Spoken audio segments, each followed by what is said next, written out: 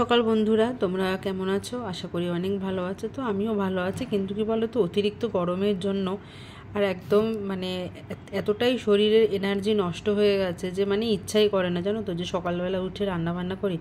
কিন্তু পেটের দায় তো সেই কথা শুনবে না, পেট তো আমাদের সেই কথা শুনবে না। আমাদের উঠতেই হবে, সকালবেলা রান্না করতেই হবে, দৈনন্দিন যা যা কাজ আছে সেগুলো করতেই হবে। তো তোমরা দেখতেই পেলে আমি 6:30 নাগাদ ঘুম থেকে উঠি প্রতিদিন, আর তার আগেও হয়ে যায়, ধরো 6:15-20তেই হয়ে যায়। আর আজকে একদম সিম্পল রান্না করব, উচ্ছে আর কুমড়ো দিয়ে ভাজা, আর হচ্ছে ডিমের ঝোল। তবে আজকে ডিমের ঝোলের মধ্যে আলু তো আছেই, তার সাথে একটু সোয়াবিনও দিয়ে দিয়েছি, কারণ সোয়াবিনটা আমার খুব ভালো লাগে খেতে, এমনিতেও সোয়াবিনের তরকারি ভালো লাগে।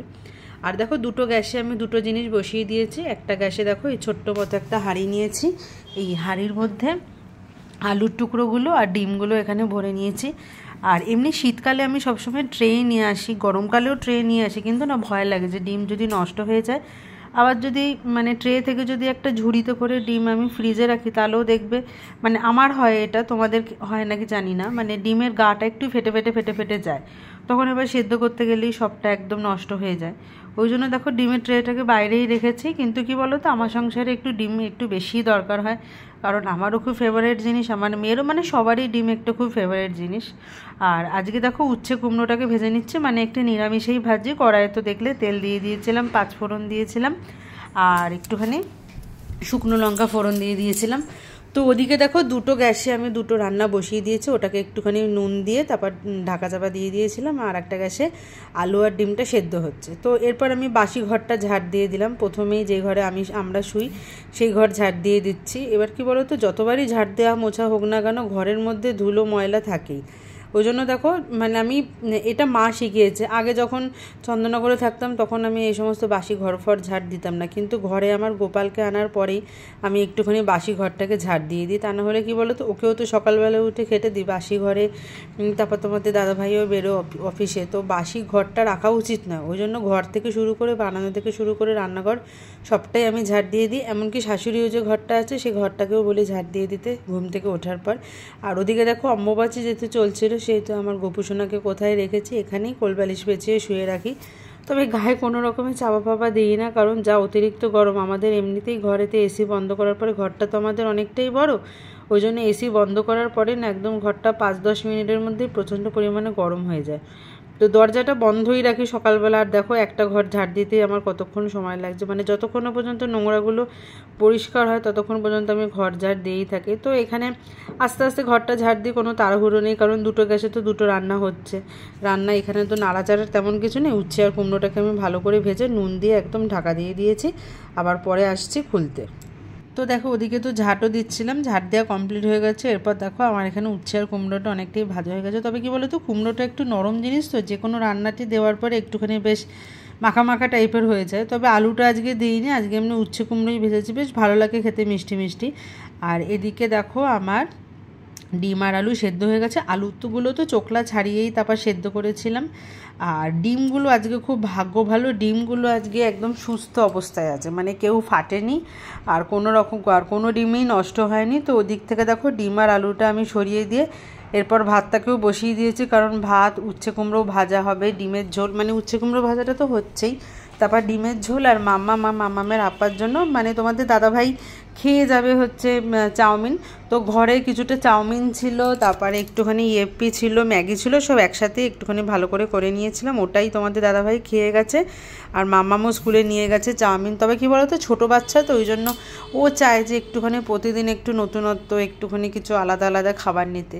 তো সেদিনই যেমন বলছিল যে মা জানো তো মা, তুমি আমাকে স্কুলে ফ্রাইড রাইস করে দিতে পারো, তুমি আমাকে স্কুলে পোলাও করে দিতে পারো, স্কুলে হয়তো কাউকে দেখেছে খেতে বা আনতে, ওই জন্য ওরও ইচ্ছা করেছে। তো দেখি যদি পারি কালকে একটুখানি ফ্রাইড রাইস, একটু পোলাও করে দেবো। ফ্রাইড রাইস করতে গেলে তো অনেক কিছু ধরো লাগে, সবজি লাগে। তো সকালবেলা কি বলো তো সবজি দিয়ে ফ্রাইড রাইসটা রান্না করাটাও একটা টাইমের ব্যাপার, কারণ আমি একদম ঘর ঠর ঝাড় দিয়ে মামামকে স্নান করিয়ে খাইয়ে চলে যাই একদম ওকে দিতে। তারপরে এসে এই ধরো ঠাকুরের বাসন টাসন মাজা থাকলো মেজে, তারপর ঘর ফর মুছে একেবারে স্নান ফান করে একদম আমার ফাঁকা, ফ্রি ফ্রি নয়, ধরো ভিডিও এডিট করার থাকে, অনেক কিছু কাজকর্ম টুকিটাকি করার থাকে, তারপরে মানে ফ্রি হয়ে বিছানায় ঘুমাতে পারি না জানো তো, কারণ মেয়েটাকে ছাড়া তো কোনো দিনই ঘুমায়নি। এবার ওই জন্য দুপুরবেলা ঘুমালেও মানে ঝিমানি পায়, প্রচণ্ড পরিমাণে ঘুম পায়, মানে মাঝে মাঝে সেই ঘুমে ঢলে পড়েও যায়। কিন্তু কি করব, মেয়েটার জন্য খুব খারাপ লাগে, যে ভাবি আমি ঘুমোবো আর মেয়েটা ওখানে স্কুলে থাকবে।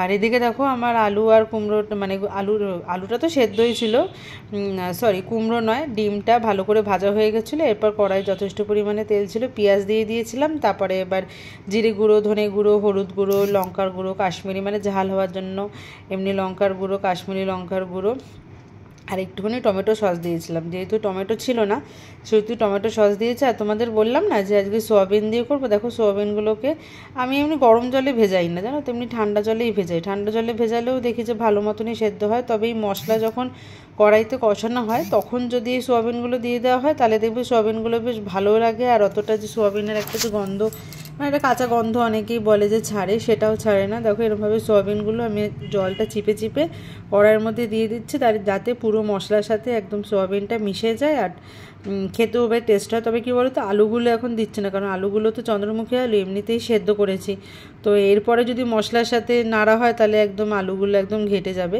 ওই জন্য দেখো সোয়াবিনের সাথে আমি এখানে মশলাগুলোকে ভালোভাবে নেড়ে চেড়ে নিচ্ছি, তারপরে একটু জল দিয়ে আলুগুলো দিয়ে দেবো। আর এদিকে দেখো আমার ডিমগুলো লাল লাল করে ভাজা হয়ে গেছে, মানে একটু নুন আর হলুদ দিয়ে ডিমগুলোকে ভালো করে ভেজে নিয়েছি।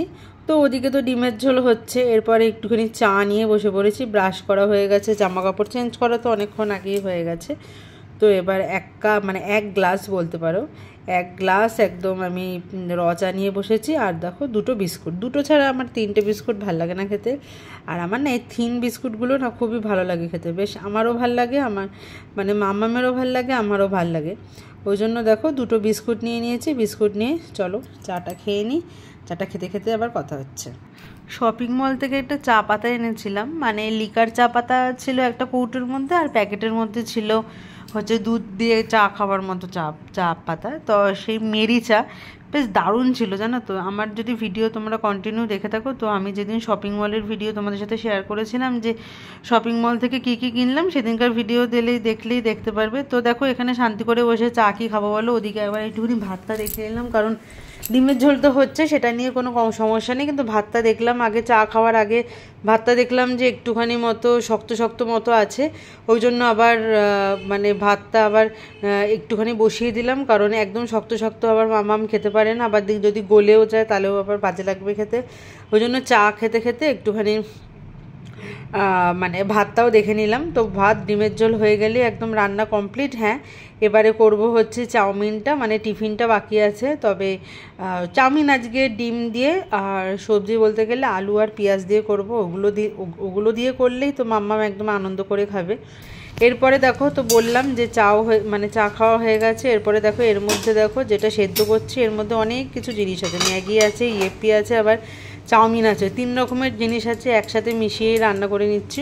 তো তোমরা যখন চাউমিন করবে তখন যদি চাউমিনের মধ্যে একটুখানি আমি যে নুন দিয়ে, মানে একটুখানি নুন দিয়ে দিয়েছিলাম, অনেকে আবার ধরো সাদা তেলও যায় যাতে জড়িয়ে না যায় বা যাতে মানে গ্যাদগেদে ভাবটা না থাকে। তো একটুখানি নুন যদি দেওয়া হয়, যদি বেশি না ফোটানো হয় তাহলেই দেখবে একটু ঝুরঝুরে টাইপের থাকে।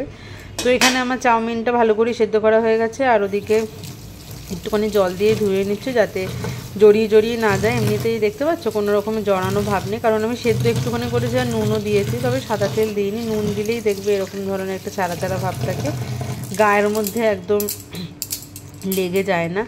তো চলো এরপরে চাউমিনটাকে বসাই। তার আগে তোমাদের দাদাভাইয়ের খাবারটা আমি প্যাক করে নিই। এই যে ব্যাগটা দেখতে পাচ্ছ, এই ব্যাগটার মধ্যে তোমাদের দাদাভাই খাবার নিয়ে যায়। আর এই যে 3টে টিফিন বক্স, এই 3টে টিফিন বক্সের মধ্যেই তোমাদের দাদাভাইয়ের খাবার দিয়ে দিই। এটা দেখো ভাত দিচ্ছি। তবে কি বলো তো, মানে সকালবেলার ওয়েদারটা এমন ছিল, আমি যেখানে রেখে ফোনটা রেখে ভিডিও করছিলাম সেখানটা একটুখানি অন্ধকার মতো ছিল, ওই জন্য দেখো পুরোটা ক্লিয়ারলিভাবে দেখতে পাওয়া যাচ্ছে না। আর ভাত দেওয়া হয়ে গেছে, এরপর হচ্ছে দিচ্ছি উচ্ছে ভাজা, তারপর হচ্ছে সোয়াবিন আলু মানে ডিমের তরকারি, এই দুটো দিয়ে ওর খাওয়া হয়ে যাবে। এখন আর মানে বয়স হচ্ছে তো, এখন আর হাবিজাবি করে 3টে 4টে পদ দিয়ে খেতে চায় না। তো ওই 3টে টিফিন বক্সই আছে, আর একটা পাশে বোতল থাকে, তবে বোতলটা দিয়ে মাঝে মাঝে জল দিতাম, কিন্তু খেত না, ফেরত আনতো। ওই জন্য মাম্মামকে দিয়ে দিয়েছে ওই জলের বোতলটা। কেন কি বলো তো, মাম্মামের স্কুলের ব্যাগটা এতটাই ভারী হয়, মানে টিফিন বক্স আর জল ছাড়া এতটাই ভারী হয়, মানে বই খাতার এতটাই, ওই জন্য একটা ছোটো বোতল দিয়েছি। তো এরপরে দেখো ওদিকে তোমাদের দাদাভাই টিফিনটাও গোছানো হয়ে গেছে। এরপরে আমি চাউমিনটা করে নিচ্ছি। চাউমিনটা করার জন্য আমি এখানে প্রথমে পেঁয়াজগুলো দিয়ে দিয়েছিলাম, পেঁয়াজগুলো একটু একটু ভাজা ভাজা হয়ে যাবার পরে এর মধ্যে আলুগুলো দিয়ে দিয়েছি, আর এর মধ্যে অনেক কিছু মশলা দিয়েছি, যে মানে একটা ইয়েপি মশলা ছিল, 2টো ম্যাগি মশলা ছিল, আর এর মধ্যে একটুখানি সোয়া সস দিয়েছি আর টমেটো সস দিয়েছি, বেশ একটুখানি। বন্ধুরা রান্না বান্না কমপ্লিট হয়ে গেছে। এবার হচ্ছে মাম্মামের জন্য, তোমাদের দাদাভাইয়ের জন্য একটু চাউমিন করে দিচ্ছি, কারণ বাচ্চা তো, বাচ্চা হোক বড় হোক সবারই প্রতিদিন একই রকমের খাবার খেতে ইচ্ছা করে না। আর প্রচুর গরম লাগছে, প্রচুর, দেখো না একদম ঘেমে ঘুমে একাকার কাণ্ড, মানে গা হাত পা ধুয়ে একদম চুলটা টঙে বেঁধে।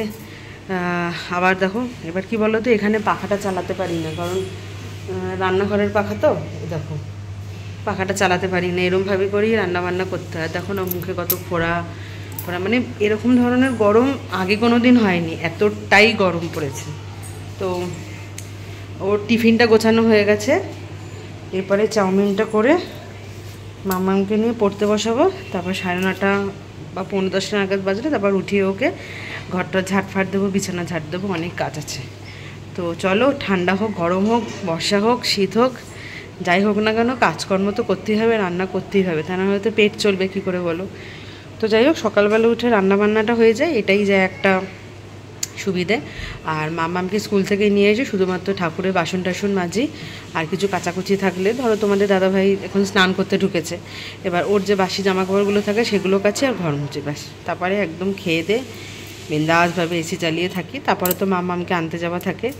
আর আজকে মাম্মামকে নিয়ে শোয়াতে পারবো না, মানে একটু জাস্ট পাশে শোবে, বড় হলে একটু ঘুমিয়ে পড়লে 6টা বাজে 10 নাগাদ উঠলেই হয়ে যেত, কিন্তু ও তো বাচ্চা, ওর মানে ঘুমাতে এদিক ওদিক করতে সে 6:45 বাজে। আজকে ক্যারাটে নিয়ে যাব, আবার কালকে ড্রয়িং আছে, শুক্রবার আঁকা আছে, শুধু সোমবার মঙ্গলবার ঘুমাতে পারে, আর ধরো রবিবার ঘুমাতে পারে, বাকি দিনগুলো পারে না। তো চলো চাউমিনটা করি, তারপর তোমাদের দেখাচ্ছি।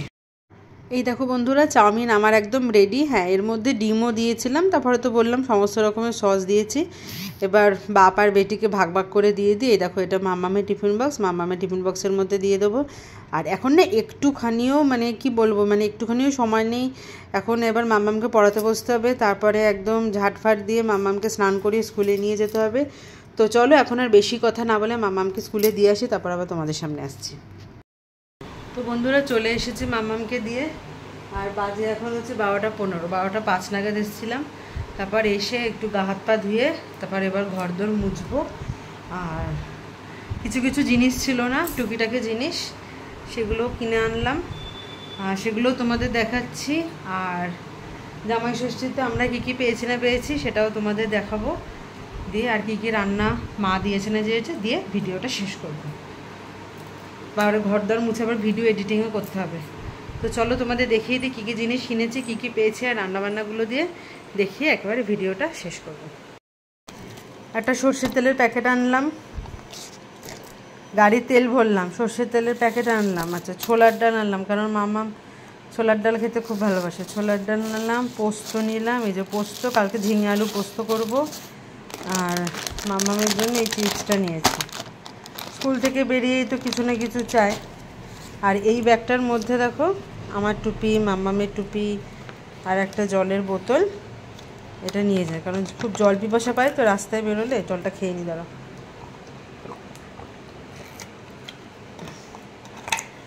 আর তোমাদের এইগুলো দেখাচ্ছি, দাঁড়াও। জামা কাপড়গুলো রাখাই হচ্ছে না, যতক্ষণ পর্যন্ত ভিডিও করব ততক্ষণ পর্যন্ত দেখানো হচ্ছে না।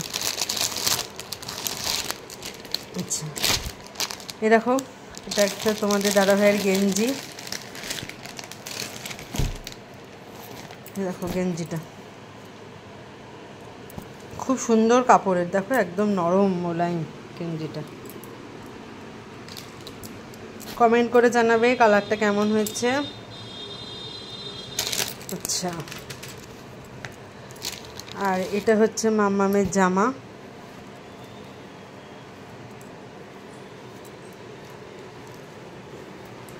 এই দেখো মামামের জামা,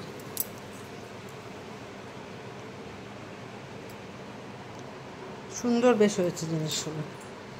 আর তোমাদের দাদাভাই আর একটাও পেয়েছে জামাই ষষ্ঠী উপলক্ষে, প্যান্টের পিস একটা, আর হচ্ছে হলুদ একটা গেঞ্জি। আর আমার হচ্ছে নাইট, এই নাইটিটা ভাবছে যে পরবো, দেখো মানে কালারিংটা একটু অন্য অন্য টাইপের, মানে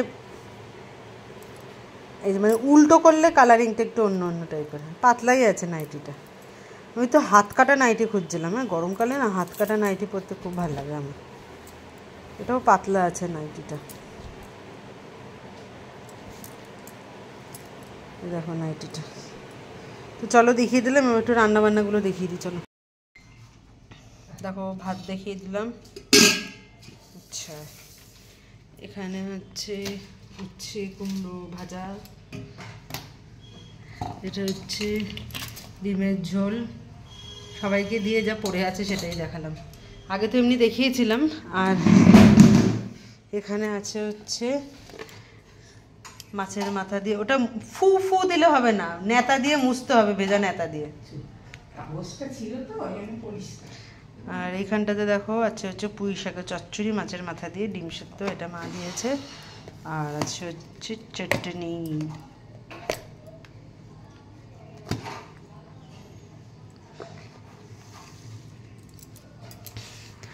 বাজে দেখো 12টা 20।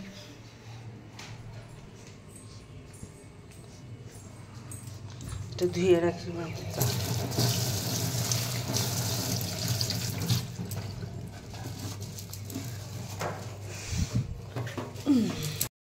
তো দেখে নিলে তোমরা কি কি আনলাম, আর জামাই ষষ্ঠীতে কী কী জামা কাপড় পেয়েছি, আর রান্নাবান্নাগুলো দেখিয়ে দিলাম। তো চলো এবার ঠাকুর বাসন মাজবো। আর কারণ অম্বুবাচী ছেড়ে গেছে, আগে গোপালকে ওখানটায় রেখেছিলাম, মামামের যেখানটায় পড়াশোনার জায়গা থাকে সেখানটায় রেখেছিলাম, আজকে সিংহাসনে রেখে ঠাকুর পুজো টুজো করতে একটু সময় টময় লাগবে, তারপর খেয়ে দিয়ে আবার অনেক কাজ আছে আজকে, আবার মামামের আবার ক্যারাটে আছে, ওই জন্য বেশিক্ষণ মানে ঘুমাতে পারবো না বলতে গেলে, একটু জাস্ট শুতে পারবো। তো চলো ভিডিওটা এইটুখানি, ভালো লাগলো অবশ্যই লাইক কমেন্ট শেয়ার করে নিও। কালকে নিয়ে আসছে একটা অন্য নতুন ভিডিও, সাথে থেকো পাশে থেকো। আর আমার ফেসবুকে একটা নতুন পেজ আছে, সেটা তোমরা প্লিজ প্লিজ প্লিজ ফলো করে দিও। তো আজকের মতো টাটা, বাই।